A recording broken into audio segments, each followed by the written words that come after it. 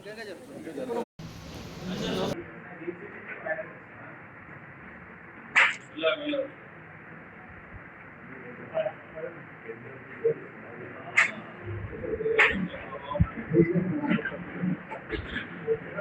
అనుగుణంగా రాష్ట్ర ప్రభుత్వం కొనుగోలు చేసినటువంటి దాంట్లో జరిగినటువంటిది ప్రత్యక్షంగానా పరోక్షంగానా మీ ప్రభుత్వానికి సంబంధం ఉందా లేదా విచారణ చేయండి అని చెప్పని డిమాండ్ చేస్తే మేమందరం అనుకున్నాం. అనుభవించినటువంటి జీవన్ రెడ్డి చేసిన డిమాండ్ అది సహేతుకమైనది.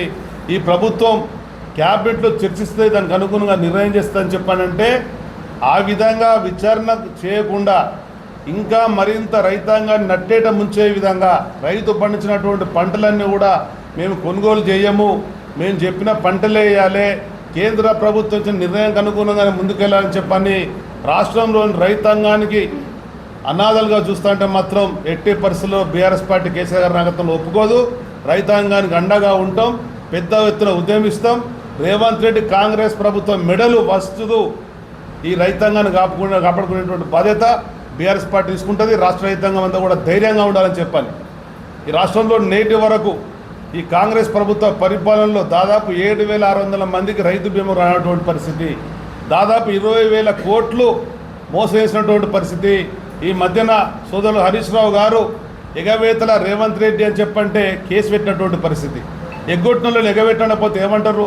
నువ్వు ఇచ్చిన హామీకి అనుగుణంగా అప్పుల మాఫే కానీ బోనసే కానీ అదేవిధంగా రైతు సంబంధించినటువంటి పేమెంట్లే కానీ జరుగుతున్న దోపిడీ కానీ తప్పకుండా నిలదీస్తాం.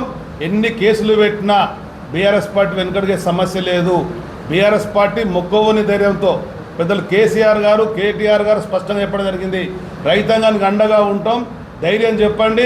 ఆయా కాన్స్టిట్యున్సీ కేంద్రాలలో ఉండేటువంటి సీనియర్ నాయకుల నాయకత్వంలో ప్రెస్ మీట్లు పెట్టండి, ఉండే నాయకులందరూ కూడా అప్రమత్తం చేయండి చెప్పి మాటకు అనుగుణంగా ఈరోజు పెద్దలు జీవన్ రెడ్డి గారు దా వసంత గారు మేములాగా ఉపయోగించుకోలేనటువంటి అసమర్థ ముఖ్యమంత్రి, చేతగాని ముఖ్యమంత్రి ఇలా రేవంత్ రెడ్డి చరిత్రలో మిగిలిపోతాడని చెప్పేసి చెప్తా ఉన్నాం. ఎందుకంటే ఆనాడు దాదాపు 24 గంటల కరెంటును మరి స్వతంత్ర భారతావనిలో 24 గంటల కరెంటు ఇచ్చింది అనంటే అది కేవలం ఏకైక నాయకుడు కేసీఆర్ గారికే దక్కింది. ఇవాళ ఈ ముఖ్యమంత్రి రేవంత్ రెడ్డి ఏం చేస్తూ ఉన్నాడు? రైతు మోటార్లకు మీటర్లు పెడుతున్నాడట, రైతు ట్రాన్స్ఫర్లో మీటర్లు పెడతాడట, రైతు డిస్కమ్ అని చెప్పేసి రైతు డిస్కమ్ పేరిట ఇలా 24 గంటల కరెంట్లకు తూట్లు పొడిచే ప్రయత్నం చేస్తూ ఉన్నాడు. ఎప్పుడైనా పెట్టుబడి సాయం మరి కేసీఆర్ గారు రైతు బంధు పేరిట కొన్ని లక్షల మందికి 72 లక్షల మంది ఖాతాలలో మరి వేసినటువంటి నాయకుడు మరి కేసీఆర్ గారు అయితే నువ్వు దాదాపు 3-4 దఫాలు అయిపోయింది కదా, నువ్వు ఎక్కడన్నా చక్కగా వేసినావా? నువ్వు ఇచ్చిన మాట నిలబెట్టుకునేటువంటి అసమర్థ ముఖ్యమంత్రి, రైతుల పాలిట ఒక పాపిష్టి ముఖ్యమంత్రి ఇలా రేవంత్ రెడ్డి చరిత్రహీనుడిగా మిగిలిపోతాడని చెప్పేసి అంటున్నాం. ఇలా సన్నపట్లు ఎందుకు వేయాలి? రైతు ఇష్టం వచ్చినటువంటి పంట పెట్టుకుంటాడు, రైతుకు ఇష్టం వచ్చినటువంటి మరి ధాన్యం పండిస్తాడు, దాన్ని కొనాల్సినటువంటి బాధ్యత రాష్ట్ర ప్రభుత్వం ముఖ్యమంత్రిపై ఉంటాడు. ఇక నువ్వెందుకుండి మరి కేంద్రం కొనేది నేను కొంటా అంటే నువ్వెందుకుండి? రాష్ట్రంలో ముఖ్యమంత్రి అవసరమా మనకు? ఇలా ముఖ్యమంత్రి అవసరమా అని చెప్పేసి ఆనాడు కేసీఆర్ని మాట్లాడినావు. మరి నువ్వు ఇవాళ ముఖ్యమంత్రివే కదా, మరి నువ్వు ఇవాళ మరి రాష్ట్రానికి అవసరమా? ఇలా రైతుల గోస తీర్చనునివి రైతులకి ఇలా ఒక్కొక్కటి మెల్లే అన్యాయం చేస్తూ ఉన్నావు. ఇలా కనీసం రైతు పండించే పంట భూమి సారం పెరగాలి, భూమి బలం పెరగాలంటే పచ్చి రొట్టె, జనుము, జీలుగు విత్తనాలు వేసుకుంటారు. అవి రేట్లు కూడా దాదాపు 1000 రూపాయలకు పెంచినావు. అంటే పాలకుడు ఎవరైనా కూడా ఆదర్శంగా ఉండాలి. నీ పాలన ఏం జరుగుతుంది? అన్ని రేట్లు పెంచుకుంటా మోడీ మన చోటాబాయ్ మోడీబాయ్ అని చెప్పేసి తిరుగుడే తప్ప నువ్వేం చేస్తున్నావు? రైతులకు కనీసం భూసారాన్ని పెంచేటువంటి మరి ఆ విత్తనాలకు రేట్లు పెంచుడే, ధాన్యం దాదాపు 60 రోజులు కళ్ళల్లోనే ఉన్నది. ఇవాళ నువ్వేం చేస్తున్నటువంటి ఎరువులు, ఇంకా ఎరువుల విషయానికి వస్తైతే దారుణం. రైతు పొలంలో పంట పండించాలన్నా నీ ఫోన్ పట్టుకొని యాప్లో రైతు ఎట్లా బుక్ చేసుకుంటూ ఉంటాడు? రైతుకు కావాల్సింది ఎకరానికి 4 బస్తాల యూరియా పడుతుంది. అటువంటి యూరియాను నువ్వు ఇవ్వాల్సింది పోయి ఇలా యాప్లో బుక్ చేసుకుంటేనే ఆ 2 యూరియా బస్తాలు ఇస్తారట. మొన్న జీవో వచ్చింది, 2 యూరియా బస్తాలు మాత్రమే రైతుకు ఇస్తామని చెప్తా. అంటే రైతు ఏమన్నా తింటాడా? యూరియాను రైతు ఏమన్నా తింటాడా లేకపోతే కలుపుకొని తాగుతాడా? రైతుకు పంటకే కదా వేసేది. మరి దీంట్లో అన్నీ కూడా నిబంధనలు పెట్టి ఇలా రైతు గొంతు కోసే ప్రయత్నం ఇలా ఉన్నటువంటి కాంగ్రెస్ ప్రభుత్వం, రైతు ద్రోహి ప్రభుత్వం, మరి కాంగ్రెస్ సర్కార్ చేస్తూ ఉన్నది. కాబట్టి మీడియా ద్వారా రైతన్నలు, ప్రజలు, సబ్బండ వర్గాల ప్రజలు మీరు గమనించాలి. ఈ రాష్ట్రంలో ఏ విధంగా రైతాంగం వివక్షకు గురవుతుంది, ఇలా రేవంత్ రెడ్డి గారు ఆనాడు ఎన్నికలు చేసిన వాగ్దానాలను ఏ విధంగా విస్మరిస్తున్నాడు, మరి దాన్ని ఏ విధంగా రైతాంగాన్ని చైతన్యం చేసి రైతాంగానికి అండగా నిలవాలనే ఒక భావన తలంపుతోని బీఆర్ఎస్ పార్టీ రాష్ట్ర శాఖ ఇచ్చిన పిలుపు మేరకు ఏది ఇస్తుందో ఇవాళ ఈ పత్రికా సమావేశం నిర్వహింపచేయటం, ముఖ్యంగా ఇందులో మిత్రులు, మాజీ మంత్రివర్యులు, ఇలా బీఆర్ఎస్ పార్టీ శాసన మండలి ఉపనాయకుడు ఇవాళ సుదీర్ఘ ప్రజా జీవితంలో ఏదైతుందో ప్రజల పక్షాన్ని నిలబడి అది ఏ అంశమైనా కానీ ఏదైతుందో వీళ్ళ సమస్య పరిష్కారానికి తోడు నిలబడ్డటువంటి ప్రజాప్రతినిధులు అందరూ బాధ్యత నిర్వర్తించిన వాళ్ళం ఇక్కడ ఉన్నామని చెప్పి అంటున్నాం. దయచేసి మరి ఇవాళ ఇప్పటికైనా రేవంత్ రెడ్డి మేల్కొను, నాయన ఇప్పటికైనా రేవంత్ రెడ్డి మేల్కొను. వీళ్ళు కేవలం వాగ్దానాలు పరిమితం కాకుండా మీరు ఏ వరంగల్ డిక్లరేషన్ ఏదైతుందో ఇది బైబిల్గా చూసుకొని ఆయన అంటున్న గీతగా చూసుకోని చెప్పి అంటున్నా. ఎన్నికల ప్రకటించిన ప్రణాళికను అమలు చేయడం మీ బాధ్యత. వీళ్ళ ఎన్నికల్లో మీరు ప్రకటించిన ప్రణాళిక అమలు చేయడం మీ బాధ్యత అని చెప్పి అంటున్నా. ఇలా రైతాంగాన్ని ఏ విధమైనటువంటి ఒక సమస్యలకు ఆందోళనకు గురి కాకుండా వారికి ఏది లాభసాటి ఉంటే, ఏది గిట్టుబాటు అవుతే వీళ్ళ ప్రభుత్వం అంటే ఒక వాణిజ్య సంస్థ కాదు. ఇట్స్ నాట్ అయిన కమర్షియల్ ఆర్గనైజేషన్. వీళ్ళ ప్రభుత్వం అనేది ఏది ఇస్తుందో వీళ్ళ ప్రజా సంక్షేమం కొరకు, రైతు సంక్షేమం కొరకు ప్రభుత్వంపై ఆర్థికంగా ఎంత భారం పడ్డా కానీ వీళ్ళ కార్యక్రమాలు అమలు చేయాలి. వీళ్ళ ప్రభుత్వంపై ఆర్థికంగా ఎంత భారం పడ్డా కానీ ఆ కార్యక్రమాలు అమలు చేయాలి. వీళ్ళ కేంద్రంపై నెపం నెట్టి నీ బాధ్యతలు విస్మరిస్తే మాత్రం ఏదైతుందో బీఆర్ఎస్ పార్టీ ఊరుకునే పరిస్థితి లేదు. తప్పకుండా నీ మెడ మీద కత్తి పెడతామని చెప్పని హెచ్చరిస్తామని చెప్పండి. తప్పకుండా నీ మెడ మీద కత్తి పెడతామని చెప్పి ఏం జరుగుతుంది.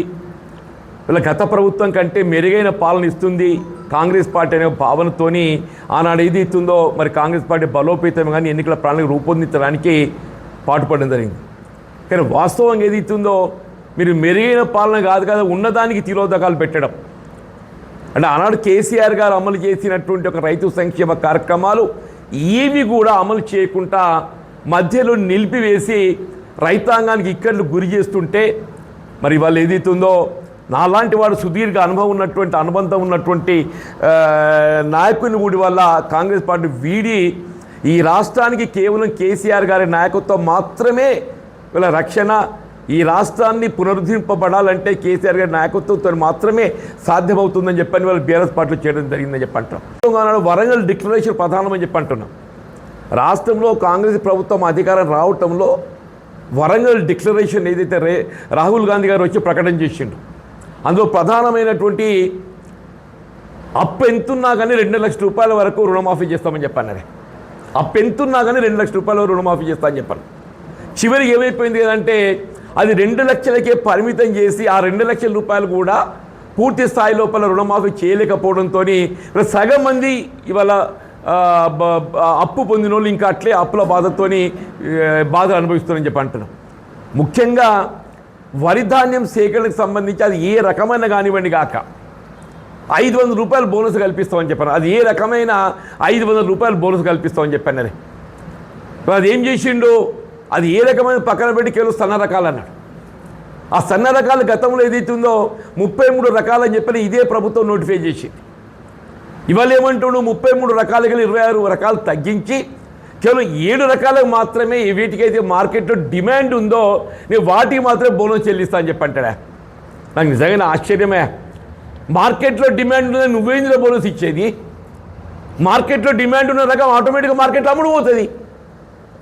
ఏ 7 రకాలతో మీరు నోటిఫై చేసిందో ఈ 7 రకాలు ప్రభుత్వం సేకరణ అవసరం లేకుండా మార్కెట్లో ఏదైతుందో క్వింటల్ 2800 3000 అమ్ముడు పోయే అవకాశం ఉందని చెప్పి అంటున్నా. వీళ్ళు జై శ్రీరామ్ ఉందే వద్దండి 3000 కొంటారని చెప్పి అంటున్నా. హెచ్ఎంటీ ఉందని చెప్పి అంటున్నా, వద్దండి కొంటారని చెప్పి అంటున్నా. కానీ ఏదైనా కానీ సరే వాటిని ఏదైతుందో నేను ఇస్తా అని చెప్పి పిదిరిగని చెప్పుకునే ప్రయత్నం చేస్తా అని చెప్పారంటే అసలు దాని సంగతి ఏంటి అని చెప్పి అంటున్నాను. కానీ మీరు ఎన్నికలు చేసే వాగ్దానానికి అనుగుణంగా వరి ధాన్యం ఏ రకమైన 500 రూపాయలు బోనస్ ఇవ్వాలి, అది మీ బాధ్యత. ఇంకా పైకి ఏం చెప్తాడు, వీళ్ళ కేంద్రం వరి ధాన్యం ఎంత సేకరిస్తుందో గంతే మేము కొనుగోలు చేస్తామని చెప్పంటాడా? మరి వరి ధాన్యం వీళ్ళ కేంద్రం ఎంత సేకరణకు అనుమతిస్తే మీకు గంతే సేకరిస్తామని చెప్పండి. నువ్వెందుకు మీరు ఏమంటారు, ధర్మకాంటకు అనుగుణంగా పేమెంట్ ఇప్పిమని చెప్పి అన్నాం మేము. బీఆర్ఎస్ పార్టీ ఏదైతుందో మీరు ధర్మకాంట తూకం ఎంత వస్తే గంత పేమెంట్ రైతుకి పేమెంట్ చెప్పి అన్నాం. మరి ఎందుకు స్పందిస్తలేరు మీరు? ఇవాళ ఏదైతుందో మీరు ట్రక్ షీట్ అని చెప్పని ఇవాళ ధర్మకాంట ట్రక్ షీట్ మధ్య వ్యత్యాసం ఏదైతుందో రైతు నష్టపోతుండు.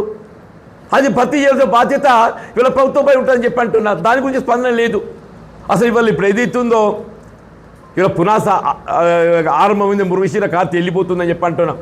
ఇంతవరకు సాగు లేదు అని చెప్పి అంటున్నా. దుక్కులు లేవు, ఇంతవరకు పునాస విత్తనం లేదు. అసలు ప్రభుత్వం ఏమైనా ఆలోచన చేస్తుందానే? దాని గురించి ఆలోచన లేకుంటే ఏదైతుందో మీరు ఎరువులు కొనాలని చెప్పంటే యాప్, ఈ యాప్ అనేది ఏదైతుందో ఇది ఎవ్వరికి అర్థం కాని యాప్. అది మొత్తం దేశంలో ఏ రాష్ట్రంలో కూడా ఈ యాప్ అనేది ఏదైతుందో లేదు.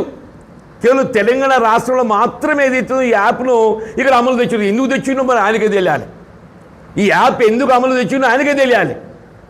ఇలా రాష్ట్రంలో ఏదైతుందో రైతాంగానికి కావాల్సినటువంటి ఎరువుల సరఫరా నువ్వు పొందవలసిన బాధ్యత నీ మీద ఉన్నది. నువ్వు ఎరువుల సరఫరా నువ్వు పొందలేక నీ అసమర్థత, నీ వైఫల్యం కప్పిపుచ్చుకోవడానికి కొరికేదో రైతాంగాన్ని ఇక్కట్లో గురి చేసే విధంగా ఆపకుడు పట్టుకొచ్చిందని చెప్పి అంటున్నాను. ఇలా దానికి తోడు పంట సాగుపై ఏదైతున్నదో నిబంధనలు, ఇలా రైతు ఏదైతున్నదో ఏది గిట్టుబాటు అవుతే అది సాగు చేస్తాడే, ఏది గిట్టుబాటు అవుతే సాగు చేస్తాడు. వీళ్ళు నిజంగానే రేవంత్ రెడ్డి గారికి అసలు ఎద్దు వ్యవసాయం ఉందో తెలియదు నాకు, కానీ తుమ్మల నాగేశ్వరరావు గారు అయితే రైతుకు చెప్పుకుంటాడు. వీళ్ళు సన్న రకాలుగా పేర్కొన్నటువంటి రకాలలో ఈ 7 రకాలు ఇవాళ ఇవైతే ప్రభుత్వం పేర్కొంటుందో మేము 500 రూపాయలు బోనస్ ఇస్తామని చెప్పని, ఇవి సరాసరి 20 క్వింటాలు వస్తాయి. ఈ 7 రకాలు ఏదైతుందో సరాసరి 20 క్వింటాలు వస్తాయి. మిగతా రకాలు ఎవరైనా కానీ 30 క్వింటాలు వచ్చే అవకాశం ఉన్నది. ఇవి ఏదైతే 20 క్వింటాలు వస్తాయి, మిగతా రకాలు 30 క్వింటాలు వస్తాయి. ఈ రకాలకు మిగతా రకాల వ్యత్యాసం ఏదైతే 10 క్వింటాలు ఉన్నది. 10 క్వింటాలు అంటే క్వింటల్కి 2470 రూపాయలు అని చెప్పంటే 2470 రూపాయలు ఇంటూ 10 24,700 రూపాయలు ఇలా రైతు నష్టపోయే పరిస్థితి ఏర్పడుతుంది అంటున్నారు. ఇవాళ రేవంత్ రెడ్డి గారు పేర్కొన్నటువంటి ఒక వరి సన్న రకాలతోని దానికి అనుగుణంగానే రైతు సాగు చేసుకునే పరిస్థితికి మీరు నిబంధనలు అమలు చేస్తే రైతు పరిస్థితి ఇంత అగమ్య గోచరంగా ఉంటుంది కదా అని చెప్పారంటే, ప్రతి ఎకరా మీద కనీసం 25,000 దిగుబడి తగ్గిపోయే అవకాశం ఉంటుందని చెప్పంట. నేను ఒక రైతుకు చెప్తున్నాను దీని పెస్ట్ స్కోప్ ఎక్కువ ఉంటుంది, చీడపురుగు ఆశించే ఒక అవకాశం ఎక్కువ ఉంటుంది. ఇది దీర్ఘకాల పంట. రేవంత్ రెడ్డి గారు పేర్కొన్న పంట దీర్ఘకాల పంట. అసలే నాలుబోయే సమయం ఏదైతుందో మించిపోతున్నది. ఇంతవరకు కాలం లేదు. మరి ఎట్లా సాగు చేస్తున్న అయితే ఆలోచన చేయాలి కదా. ఇలా పప్పు దినుసులు అని చెప్పండి, పప్పు దినుసులు ఇంతవరకు ఏదైతుందో ఎక్కడ కూడా మనకు సాగు చేసేటువంటి ఒక పరిస్థితి కనపడతలేదని చెప్పి అంటున్నాను. ఇవాళ ధాన్యం సేకరణలో వైఫల్యం, ఇవాళ రుణమాఫీలో వైఫల్యం, ఇలా రైతు బంధు ఏదైతున్నదో ఆనాడు కేసీఆర్ గారు ఏ విధమైనటువంటి ఆంక్షలు లేకుండా రైతు ఎంత విస్తీర్ణత కలిగి ఉంటే అంత విస్తీర్ణతకు ఏదైతుందో 10,000 అంటే 10,000 చెల్లింపు చేసిండే. ఇప్పుడు ఈయన ఏమన్నాడు, నేను 15,000 ఇస్తాను, 15,000 ఇస్తాను. ఎవరైనా ఆశపడతారు కదా, ఇలా 15,000 కాదు అసలు 10,000గా మోసం వచ్చింది. వీళ్ళ గత 3 పంటలు ఏదైతే ఒక పంట పూర్తిగా కొట్టిండు, ఒక పంట 3 ఎకరాలకు ఇచ్చిండు, మొన్న అయితే 2 ఎకరాలకు పరిమితం చేసిండు, 2 ఎకరాలకు పరిమితం చేసిందని చెప్పి అంటున్నా. నువ్వు చెప్పింది 15,000 ఏ విధంగా నిబంధనలు లేకుండా ఆంక్షలు లేకుండా రైతు భరోసా కల్పిస్తా అని చెప్పి చివరికి అమలు చేసింది. ఇలా 2 ఎకరాలకు అది 6,000 చొప్పులు ఇచ్చిందని చెప్పంట. ఇలా రైతు బీమా అన్నాడు. ఇవాళ ఆనాడు కేసీఆర్ గారు ఏది ఇస్తుందో రైతు బీమా దేశంలో ఎక్కడ లేని విధంగా అమలు చేసిన రాష్ట్రం తెలంగాణ రాష్ట్రం అని చెప్పి అంటాడు. ఇవాళ ఏదైతుందో కేవలం రాష్ట్ర ప్రభుత్వం ఎల్ఐసికి ప్రీమియం చెల్లింపు చేయలేక 7,600 మంది రైతులు, ఇప్పుడే రమణ గారు పేర్కొన్నట్టు 7,600 మంది రైతులు ఏదైతుందో మరి రావాల్సినటువంటి ఈ పరిహారం పొందలేక ఇలా కలెక్టరేట్ల చుట్టూ ప్రభుత్వ అధికారుల చుట్టూ తిరుగుతున్నాయని చెప్పి అంటున్నాయి.